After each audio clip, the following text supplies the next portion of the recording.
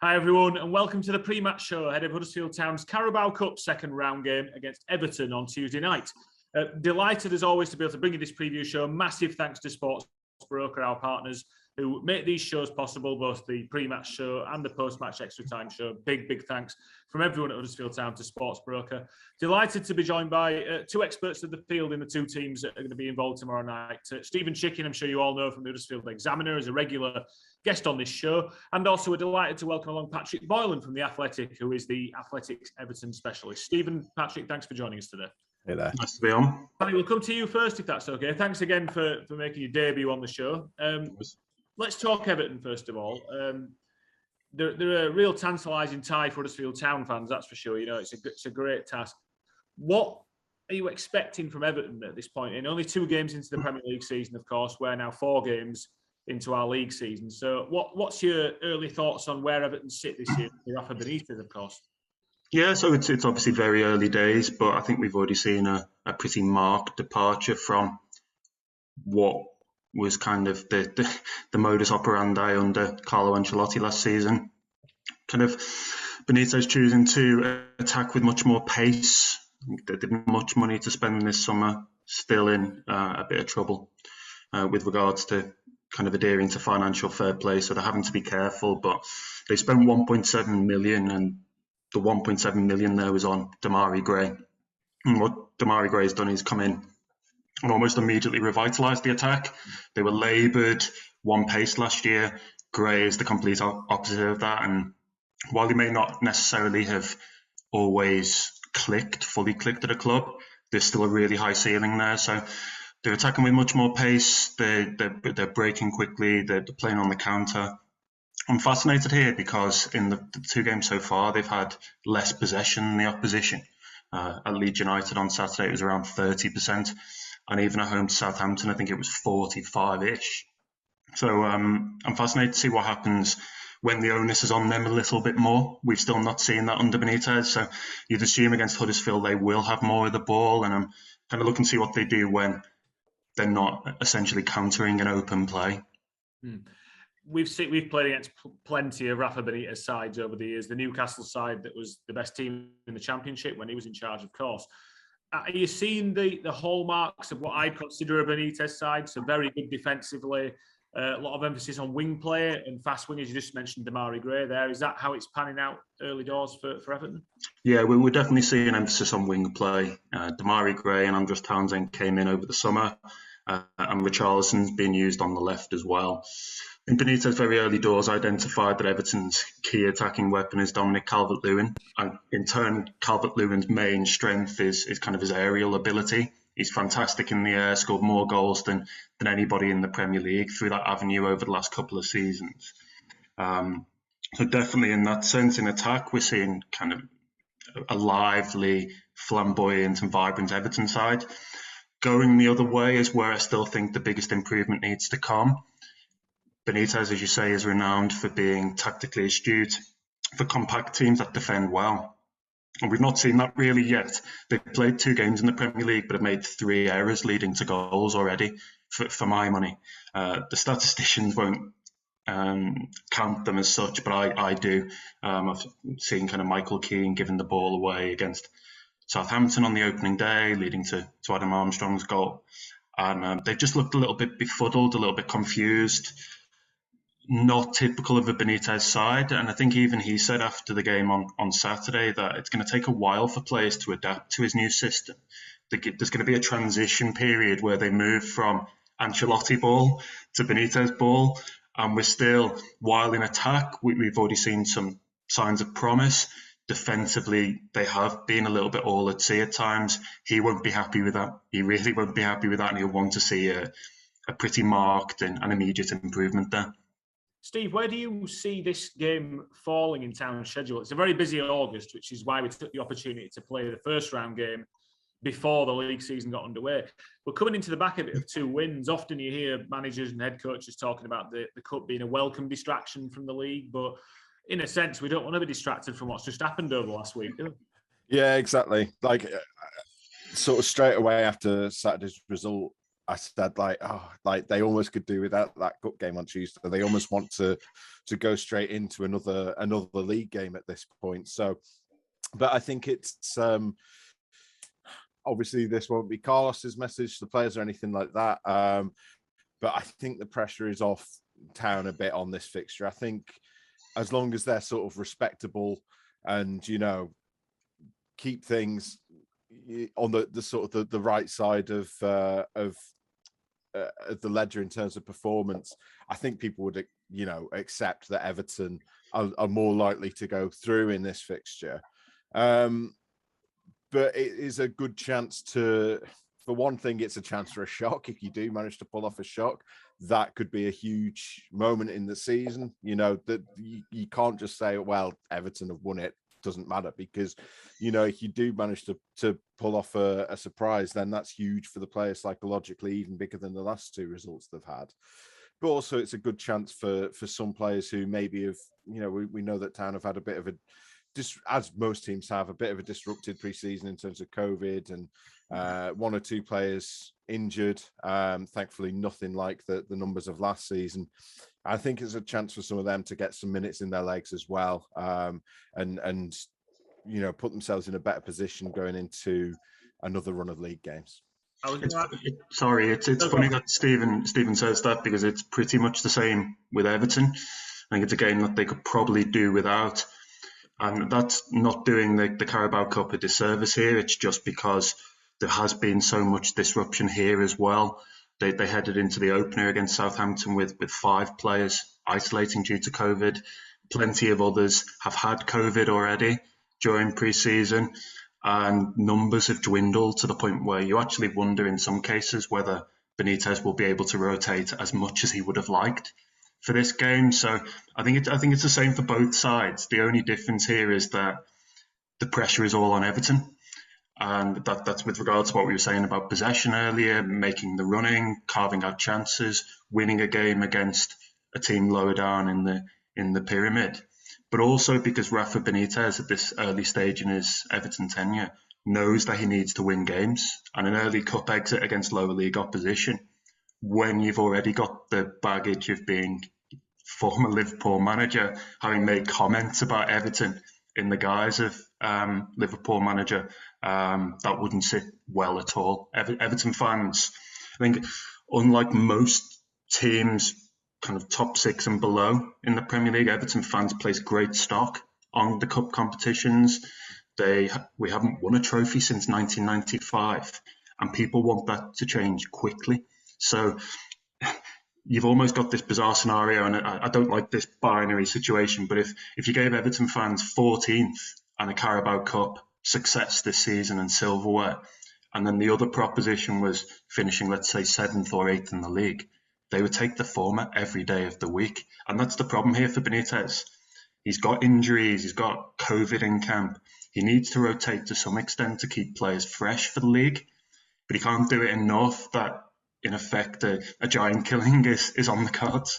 We know that Benitez his track record in the cups is excellent as well. Like, he's really good at getting through these competitions. I'm literally staring at a picture of Steven Gerrard holding up the Champions League trophy here. So, you know, I know full well that Benitez has that capability in knockout competitions. That's probably been his great strength in his career. And he's maybe not won quite so many league titles as he would have liked. So he'll know how to come into this game balancing up, you know, wanting to give more people minutes and give alternative, you know, give a few players who haven't played much an appearance while still trying to get the result. And it'll be interesting to see what Carlos does. I mean, we're talking here before had a chance to speak to Carlos and see what his intentions are for the game in terms of selection. But we know that against Sheffield Wednesday, he played a strong team. He wanted to get through, because Town in the cups, I mean, that beating Sheffield Wednesday on penalties is the first, you know, cup game they've progressed out of since, was it 2018? And, you know, I think Carlos will want to, at least his stated aim is to be competitive in every game. And if you can be competitive against Everton, even if it is a weakened Everton lineup or a rotated Everton lineup, would be a big statement. Steve, what would you do? I don't know, because previously I've said it's the Carabao Cup, who particularly cares. But I think that when you think about that FA Cup defeat to Southampton in 2020, or going out to and completely different circumstances because of the levels of opposition, but going out to Lincoln a couple of years ago, going out to Rochdale as well last year, fans do still grumble about it. And I think it is different because it is, it's a Premier League side this time, but you need to at least be able to stand up to them a bit. So I think I would be tempted to sort of make 4 or 5 changes, but not 11 kind of thing. You've got players to look at who have been either not been able to feature in pre-season, or have been able to feature only sparingly, or players who are coming back from injury or from COVID. So the likes of Harry Toffolo or Danel Sinani or Rolando Aarons. And again, we'll see what Carlos says about them, but these are players who need minutes.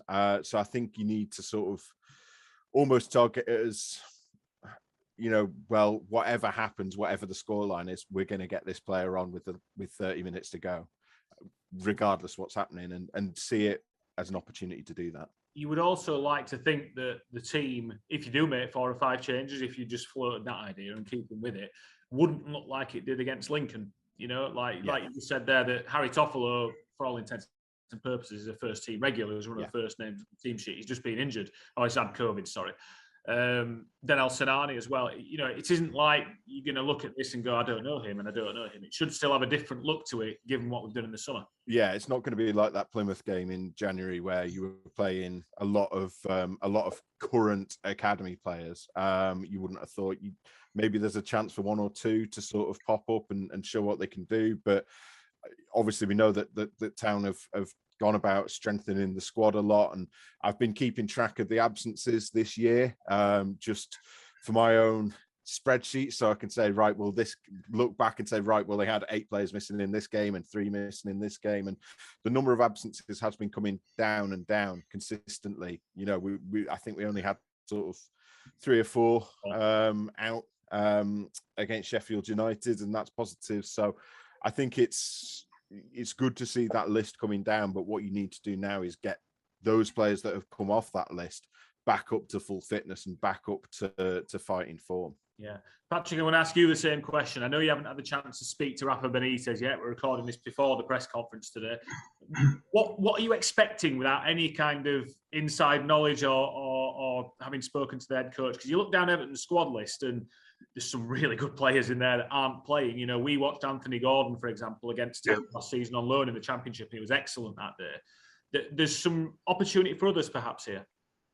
Yeah, I think so. And to almost echo what Stephen was saying with regards to Town, I think Everton will look to almost go half and half here.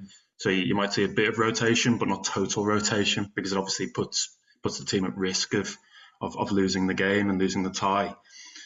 Ancelotti did the same last year. Like I say, Everton managers have to pay respect to cup competitions. If they don't, they'll be in trouble with the fan base quite quickly.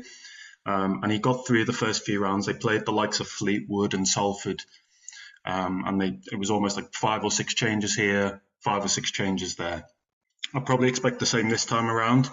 What I would say is, Everton have got a deep squad. It's too deep in some areas and not deep enough in others. What they would like to do, as is the case now, basically across, I think, the footballing pyramid, is ideally trim those numbers. So it may well be that some of the lads that play are ones they are trying to shift before the close of the window. I'm thinking of a John Joe Kenny, a right back, for example, who could come in for Seamus Coleman. But in other areas, I was sat in the press box at Ellen Road as Dominic Calvert-Lewin was doing his post-match media duties. He's had a toe injury. He's played the opening 2 games, but has not done any full training over the last 2 weeks. And he was heavily limping, and that's Premier League footballers at times after a game. But when you put it together with the context, the extra context of him not training, they're having to manage him very carefully. Richarlison as well, a really key player for Everton. He, well documented now, played in 2 competitions for Brazil over the summer. I think it was about 60 games last season. So he will need a break. And I'm not entirely sure playing him away at Huddersfield Town in effectively the first round of the Carabao Cup for Everton is a high priority. So that puts certain parts of the squad under strain, where you may be able to take Pickford out for Asmir Begovic in goal, and that's a pretty decent replacement. If you lose Calvert-Lewin and Richarlison, you're a little bit up against it. And some of the other strikers are out injured as well. Cenk Tosun, the Turkish international, he's available for sale, but will not be back until September or October time at the earliest. Ellis Sims, who did so well in League One with Blackpool last season, he's on his way back from surgery on a knee problem. So actually the striking department is lacking quite a bit of depth at the moment, and that gives Benitez some unwanted headaches. I think you'll see a few youngsters on the bench. I think you'll also see somebody like an Anthony Gordon getting an opportunity. Really excited to see what he can do, because I think he's got a lot of potential and showed it early doors for Preston, but as they started to really have to scrap for points, they ditched him. But there's a lot of potential there. He's really quick, lively, dynamic on the ball, and the kind of player potentially that if he doesn't go out on loan, Benitez may end up using, because he fits into that aggressive, dynamic wing play that he likes. So, yeah, I'd expect something at kind of half and half almost from Everton. Anything else would be a surprise. Not dissimilar, like you said. Absolutely interesting. Stephen, bearing in mind that we are playing Everton, whichever of those players that Patrick just ran us through play, it's going to be a really big task for Town tomorrow night. And also bearing in fact that we absolutely do want to win and get through, of course, because that brings its own benefits. Is this an opportunity? We've watched Town over the last 2 games, even when we won both, and I think we've been defensively really good on the whole. But I think we all agree that attacking still feels like there's more to come. You know, we saw some of that in the second half at Sheffield United. But do you think the potential freedom of not having those league points up for grabs on Tuesday could perhaps give the players a little bit more freedom to try and get into that rhythm, completely bearing in mind that Everton will be a top defensive outfit because of Rafa Benitez and the quality of play? Yeah, I mean, I think you almost, if I were, Carlos Goldbrand coming into this game, I would have specific tasks to players and almost specific drills that I want to see them go through and say, look, just give this a go. I want to see you do this, and almost don't worry about the result, more about the performance kind of thing. I want to see you, trying to, whatever it might be, I want to see you dragging see if you can drag the defender this way, or see if you can get in behind, or see if you can, let's see if we can keep our shape for the first 20 minutes, and not like a pre-season friendly, because it's a competitive game, but you'll have those sort of individual targets, which I'm sure players have in every game. But I think there's an opportunity to maybe try a few different things, knowing that it's good opposition, and almost sort of challenge the players to see how far they can take it. Because I think if you give them the right challenges as well, and ones that you think they actually have a chance of pulling off, then they'll go back into the Championship thinking, do you know what, we can do this against the Premier League side, we can do it against Championship opposition. And that's the flip, isn't it? And I'll ask you both about this from Town and Everton perspectives. Playing devil's advocate here and understanding everything that we just talked about there. The flip to this is momentum, because Everton come into this with 4 points from 2 games, which I think you'd argue is a good start, very good start. Town on the back of 2 wins, the best period we've had in the season. First time we won 2 games in a row for a little while, Stephen, as we know. December, yeah. The flip to this is we've all got a game on the weekend, then it's an international break. Mm-hmm. So is that temptation there to play your strongest 11, to get through this, keep that momentum going into Saturday, and then your players are going to get the rest for the next fortnight, effectively, if you want to give it them during that international period? Probably less so Everton, Paddy, because you've got internationals going away, but we've still got a few ourselves. How tempting do you think that is for a Rafa Benitez, Paddy, for a Carlos Corberán, Stephen, that you do have that, I don't want to arrest that momentum by making too many changes? Yeah, I think Benitez does have to be careful here, because with the best will in the world, he doesn't have the leeway that his predecessors had. Whereas there was a kind of quite a long honeymoon period for Carlo Ancelotti, and just the sense among the fan base of, wow, we've got Carlo Ancelotti. There's going to be none of that with Benitez, and that's not to do down his managerial record. He's a top quality manager in his own right. But because of the past and because of the associations with Liverpool, a defeat here or there, a cup defeat to Huddersfield Town, and all of a sudden the picture looks markedly different. I don't necessarily think that would have been the case for any manager that preceded Ancelotti. So there's very little wiggle room here. Like I say, Everton fans place great stock in the cup competitions. They'll want to see the side get through. And it's just about making sure that he does make the right decisions. He is astute enough to take players out to the firing line who need to be taken out to the firing line. And there specifically, I'm thinking about Calvert-Lewin, who's injured, Richarlison, who must be running on empty after the summer he's had, giving some players who are going to be important in the squad this year an opportunity to thrive and get some minutes, and also phasing back guys that haven't been around. I mean, Ben Godfrey only signed last summer from Norwich. He's already become immensely important to Everton, but he's missed the opening couple of games because he's isolating. So the idea of giving him some minutes if he's come through that incubation period is quite tempting, and this is why you get this weird hodgepodge in reality of players that are kind of really important, key men, starters, a James Rodriguez, a Ben Godfrey, guys that haven't played, with maybe a youngster here or there and a fringe player here or there. There's no kind of coherent logic here. It's in each position, who's fit and available, how they're looking injury-wise, and then they take it from there. Thankfully for Everton, they have, as Stephen has mentioned already, they have Rafa Benitez doing it, so it's an experienced guy, an all-hand at this kind of thing. And you would almost back him, famous last words here, to navigate that pretty safely. Yeah, I think a similar kind of thing. It's, again, we're focusing a lot on selection, but I think that's kind of inevitable going into a cup game. And, Town have got 5 players who have played every minute so far in the league. Jonathan Hogg, Levi Colwill, Naby Sarr, Ollie Turton, Sorba Thomas, and Josh Gromer and Scott High on a million miles off that. So I think with those players in particular, I think we know what they can do.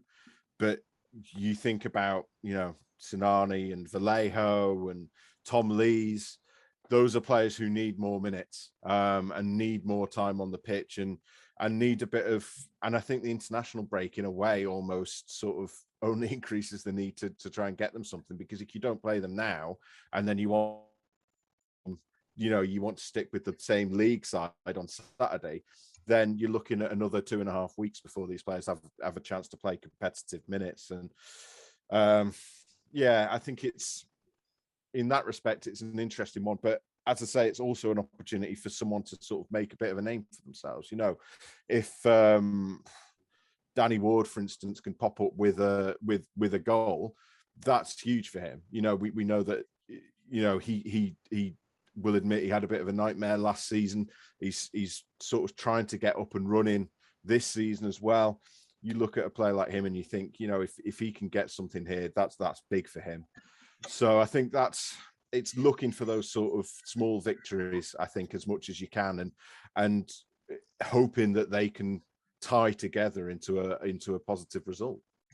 It's really interesting when I'm completely absorbed in Huddersfield Town. Stephen obviously is our main man in terms of covering us. When you speak, Patrick, about the issues and the things that Everton have to work through, and it's not massively dissimilar to the things that we're talking about here. Can I ask, what was the general feeling? What was your feeling? What was the feeling around the club when you drew Huddersfield Town away out of the hat for the Carabao Cup? Because there were more difficult draws on paper. There's a couple of all Premier League ties, but equally some easier ones as well, you would say, on paper. League One, I think there's a couple of League Two sides still in there as well. Yeah, I mean, referring back to last year, they got Salford in the first round at Goodison, or the second round at Goodison, and then Fleetwood away. So I think ideally they'd probably like to have drawn a team even further down the pyramid so that they could, in theory, rotate a little bit more. I still think with clubs at this level, you have to be really careful. If you make too many changes, particularly away from home, you make yourself susceptible, and there's not even the benefit here of extra time, where in effect superior depth can tell. It's straight to penalties in front of home fans, and there's the real opportunity for a giant killing. So I think Everton would have preferred to go lower down, to play somebody probably at home. Everybody wants a home draw at this moment in time, and avoid the travel. I mean, you look at Saturday, they were in West Yorkshire. I was in West Yorkshire. The idea of coming back to West Yorkshire, I love the region. It's great. But the idea of coming back to West Yorkshire on a Tuesday night, they're back, is a little bit disquieting. Then you've got a trip to Brighton, a long haul trip to Brighton away on Saturday. When you've got these issues logistically, when you've got part of the squad isolating because of COVID, players like Calvert-Lewin needing to just put their feet up more than anything and recover without the travel. I think ideally you could do without this kind of trip on a Tuesday night. So it's one they'll pay close attention to. They'll be fearful here, a little bit fearful of what could happen if they rotate too much. And I think they'll pay Town the respect they absolutely deserve. Equally, Steve, you talk about the schedule, and there have been a lot of games. I think it's 7 in total we're playing in August when this gets through. But the scheduling has actually been relatively kind to us, hasn't it? You look at the last week we've had, and it was Fulham at home, Preston at home, Sheffield United's not a million miles away, and then another 2 home games this week. We've avoided that possibility of ending up travelling up and down the country at this stage of the season. It's pretty helpful, isn't it, actually? Yeah, I've only left Yorkshire once, and that was to go to Derby. So it's not a million miles either. I mean, yeah, I think more than the travel, it's sort of we've talked about the away advantage. The home advantage is back again this season. You know, we crunched the numbers for results before fans, before games had to go behind closed doors, and results behind closed doors, and the home advantage dropped enormously. So I think Town will have been really keen to get that home tie, not just for performance reasons, but obviously you like to have your own fans in. You want to have them. Preferably you want every cup game at home, don't you? So I think that could be a factor. It'll be interesting to see how sort of the fans approach this one. For me, whether it's seen as a big game, an opportunity for a scalp, or whether it's sort of we're only bothered about the league this year, doesn't matter. It'll be interesting to see how things start at the John Smiths tomorrow, and you feel like the longer it goes without a goal, or even if Town can get the opener, then it could suddenly get quite tricky for Everton. That's the big shame for me, by the way. I mean, obviously, traditionally, we've held great stock in the cup competitions as a nation. We love the idea of our teams going, the giant killing stories, tabloids talking about how player X used to be a bin man and all that kind of stuff. That we lap it up in the media, and the fans as well, they love it as well. I remember Sheffield United being in lower leagues and going on big cup runs, and that providing momentum in turn in the league. So to see that kind of falter a little bit, to see sides coming to Goodison last season and almost fully rotating for what should be a really big match and a really big day out, it's quite sad in a way. And we have this in the Premier League as well, where teams are so set on qualifying for Europe or avoiding relegation that they don't pay these competitions the respect they deserve. That really disappoints me.